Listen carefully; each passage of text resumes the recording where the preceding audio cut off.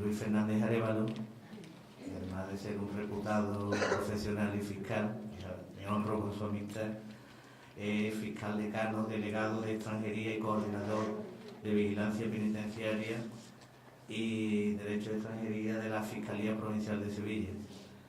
Es miembro del Consejo de Redacción de la revista de extranjería de la editorial Lecnova de Thomson Reuters y además ha sido coordinador y autor de diversos comentarios sobre la ley de extranjería, del sistema de base de datos CIAPOL y de manuales de derecho penitenciario y de derecho de extranjería. No por ello, además se hizo merecedor hace poco de la Cruz de San Raimundo de Peñafort, distinguida de primera clase, que es de los máximos galardones que se le dan a los juristas. Buenas tardes a todas y a todos. Y en primer lugar, agradecer a la Junta de Andalucía, Consejería de Justicia, la posibilidad de encontrarme esta tarde con todos ustedes. Y en segundo lugar, también que me satisface mucho pues, el micrófono. ¿Por aquí se oye ya? Ajá, me lo acerco más.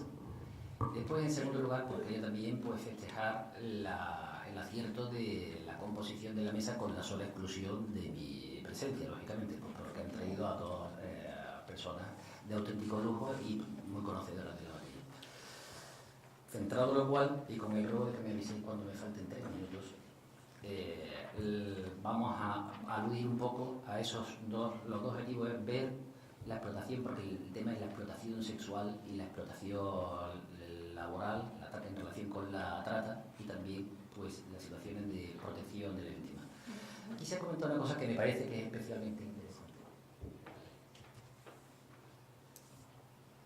Y es que la introducción del delito de trata de seres humanos pues no se ha producido hasta la reforma del año 2010, la última reforma del Código Penal, la Ley Orgánica 5/2010. Entró en vigor el 23 de diciembre. Antes no existía el delito de trata, y creíamos que lo teníamos, ¿dónde? En el artículo 318 del Código Penal, que es el tráfico ilegal de personas o el delito relacionado con contra los derechos de los ciudadanos extranjeros. Para entendernos, la inmigración clandestina y el tráfico ilegal de personas.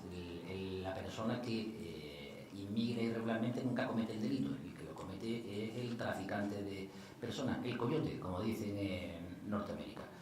Y creíamos que teníamos ahí el delito de trata. Y en realidad pues procede dentro de los instrumentos internacionales, si os fijáis, os lo he puesto ahí, protocolo para prevenir y reprimir, protocolo para tráfico ilegal ilícito de migrantes y contrabando de migrantes. Fijaros que de arriba habla de trafficking, y trafficking es la trata, era la trata, pero tráfico de personas suena que es trata. La trata de personas es tráfico. Y después teníamos un segundo protocolo en los instrumentos internacionales que veis ahí, que sería el smuggling.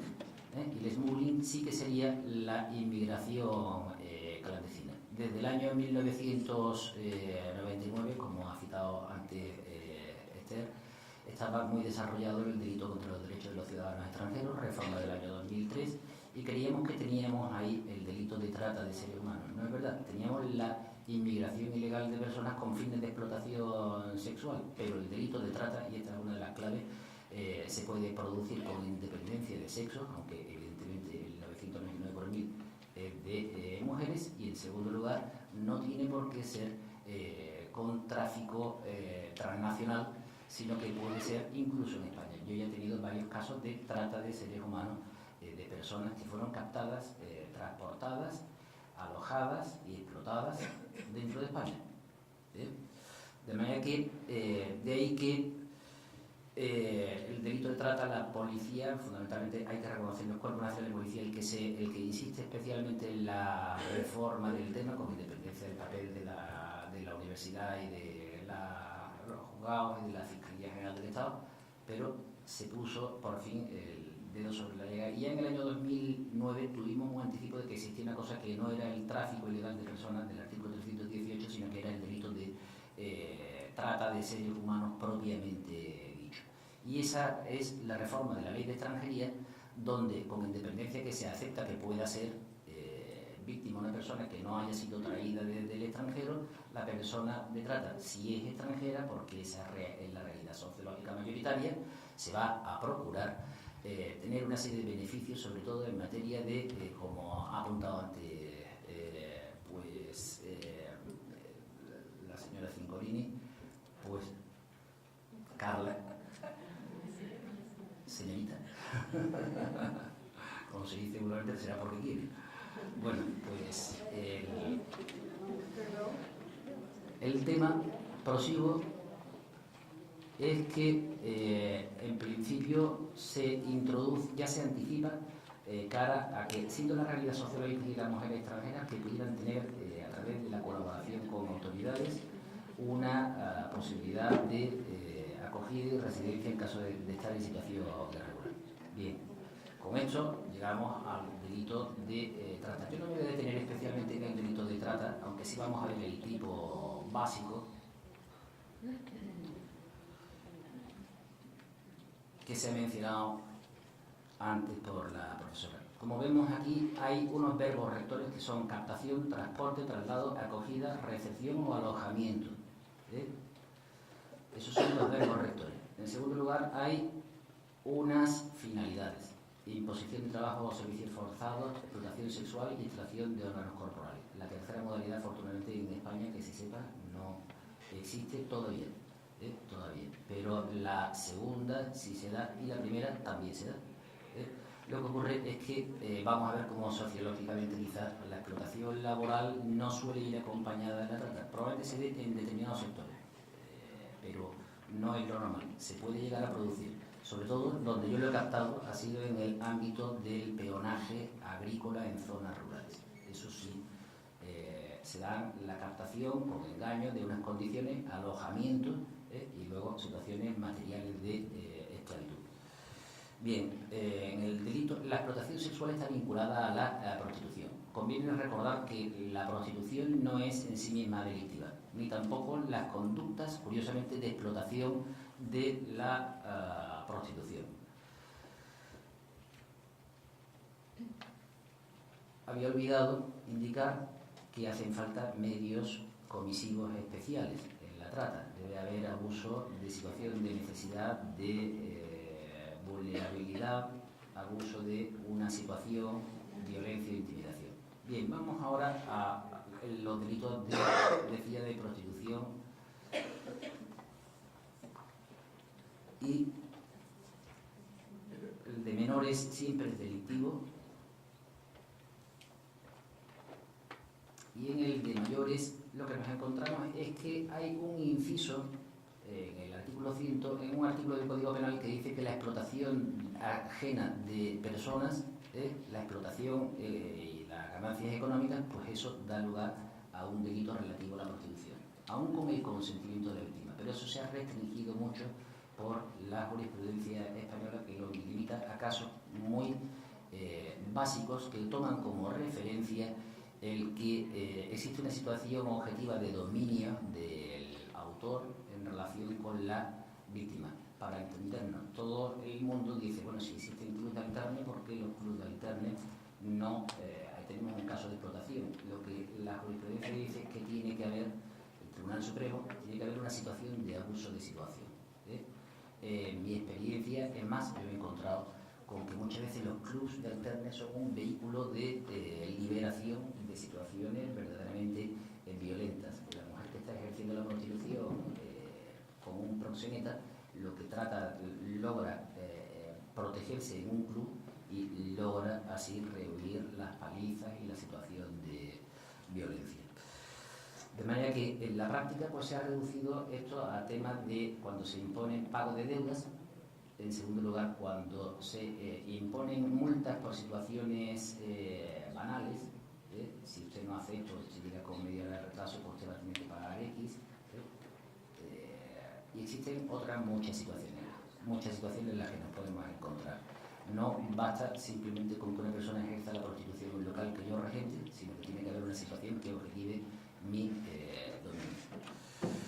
Bien, sobre esta base yo quería explicar un poco la realidad sociológica de la trata hoy tal como la conocemos, por lo menos tal como yo lo conozco. partiendo de que la experiencia de la trata como conductas típicas están desde el año 2010. Es lógico que no exista mucha sentencia todavía.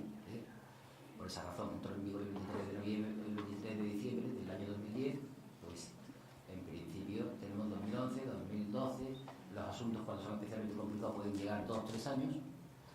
Bien, ¿cuáles serían la realidad sociológica? Yo distingo básicamente 4 bloques. Un primer bloque sería el de mujeres rumanas. Hace poco han puesto varios reportajes, incluso televisivos, en donde pues, se ve cuál es la realidad, como el famoso Cabeza de Cerdo. La actuación de los clanes romanos suelen ser clanes de base familiar y se basan en la violencia, la intimidación, las palizas, violencia física, el amedrentamiento. Suelen ser células familiares y dan acogida a mujeres muchas veces también traídas con engaño. La famosa figura del lover boy, el chico. Yo, en una cierta muestra de humor negro, me permitiría decir que la palabra novio en rumano tiene una mala traducción en este tipo de casos, porque en realidad novio quiere decir proxeneta. Es mucho más extendido de lo que nos podemos creer. Es un núcleo importante dentro de la realidad de la trata. El segundo bloque sería particularmente el bloque subsahariano. Estaríamos hablando de mujeres en donde son captadas muchas veces diciendo que van a trabajar en peluquería, con engaños, pero también en algunas ocasiones se dice que van a ejercer la prostitución. La familia entra en juego, acepta el traslado y a través de ceremonias de ritos muchas veces religiosos tipo vudú, pues se crea además un sentimiento de honor de la propia familia y de la propia víctima, y con una serie de compromisos como son no denunciar, etcétera, etcétera. Esto del vudú nos puede sonar a chino, pero recuerdo que cada religión tiene sus propias creencias. Nosotros creemos que el pan y el vino, cuando se consagran, el que sea católico se convierte en la carne y la sangre de Jesucristo. Bueno, pues ellos tienen unos sentimientos religiosos de que le van a caer toda clase de calamidades y asumen su destino. Es muy difícil que se puedan revelar en esa situación. El tercer, es más, se produce, y hoy lo estábamos comentando, se estaba comentando, cabe la posibilidad de que reclamen, pues, por ejemplo, el acogerse al asilo. Cabe la posibilidad de, por ejemplo, la rumana, es muy difícil que muchas veces se pueda denunciar la situación porque muchas veces se ha vivido clandestinamente y queda señalada además delante de todo su pueblo por sus captores, las personas que le han captado, porque divulgan a qué se ha estado dedicando en España.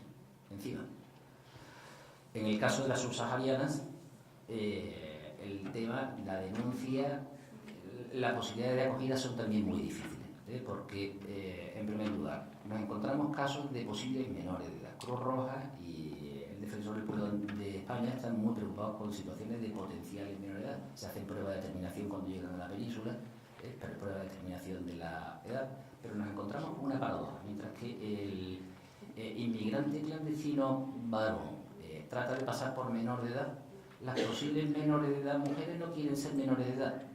Y la situación es muy clara. La mujer que viene a España subsahariana va a quedar entonces absolutamente inmovilizada, bajo la protección de la entidad pública, en nuestro caso la Junta de Andalucía, y el resultado es que no va a poder producir.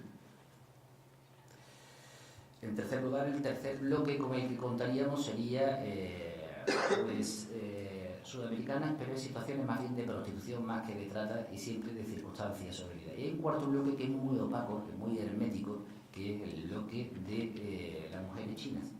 Lo mismo que existe, pues, contratos de esclavitud, que existen en el caso de los chinos, explotación laboral, ahí sí que nos encontraríamos con auténticas situaciones de trata y servidumbre laboral. Durante 3 años usted no va a tener derecho, va a pagar una serie de cuestiones, todos los gastos, le vamos a dar para comer y para beber, y dentro de 3 años adquiere usted la libertad. Pero pues en el caso de la mujer china debe ser algo por el estilo, pero es muy difícil de tapar, porque además nos encontramos en redes que utilizan viviendas ni siquiera cruz. Bueno, la prueba, siempre se critica en estos ámbitos que la prueba esencial es el testimonio. Pues sí, la verdad es que sí, que el testimonio es un elemento clave hoy por hoy. Para eso está el tema de las escuchas, pero tenemos una ley de enjuiciamiento que es de 1882. Tenemos una ley de enjuiciamiento civil que es del año 2000. Una ley procesal contencioso administrativa que es de finales de los 90 y la laboral que es del 2005. Pero la de enjuiciamiento criminal sigue siendo de 1882 y no hay gobierno que logre modificarla. Y tenemos una circular en materia, por ejemplo, de escuchas, sentada por la Fiscalía General del Estado, que tiene 150 páginas, por 3 o 4 artículos que tiene. Luego, cuando tenemos que tener jurisprudencia acumulada en 150 páginas, que la regulación legal es absolutamente restrictiva y con muchos problemas.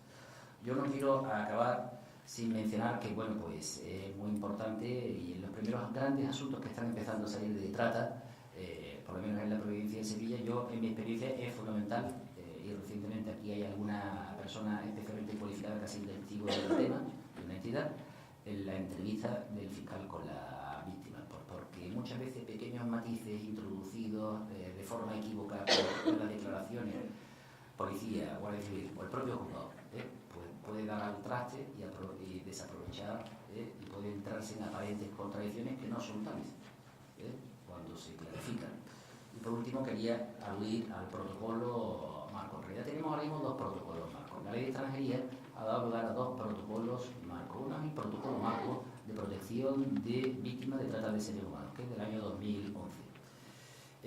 Y en segundo lugar tenemos un protocolo marco de menores extranjeros no acompañados. El protocolo marco de menores extranjeros no acompañados va a tener importancia en lo que ahora me voy a referir. Pero primero vamos al protocolo de víctimas de trata de seres humanos. Establece una coordinación territorial de ámbito provincial y se lo encomienda a la Fiscalía. Las reuniones que tenemos en la provincia de Sevilla a mí me parece que es de lo más práctico que se ha desarrollado y a mí me ha agradado mucho que una de las cuestiones que ha destacado Carla sea una consecuencia directa del poder de coordinación y de arbitraje de autoridad moral que pueda tener, no yo, la Fiscalía de Sevilla con Cuerpo y Fuerza de Seguridad a través de lo que se ha comentado antes del sistema de teléfono, que bueno, salió precisamente de una de las reuniones que se mantuvieron y han salido otras muchas pequeñas cosas, pasito a paso. Muchas veces las cosas no se hacen dando grandes saltos, sino pasito a pasito. Y el segundo punto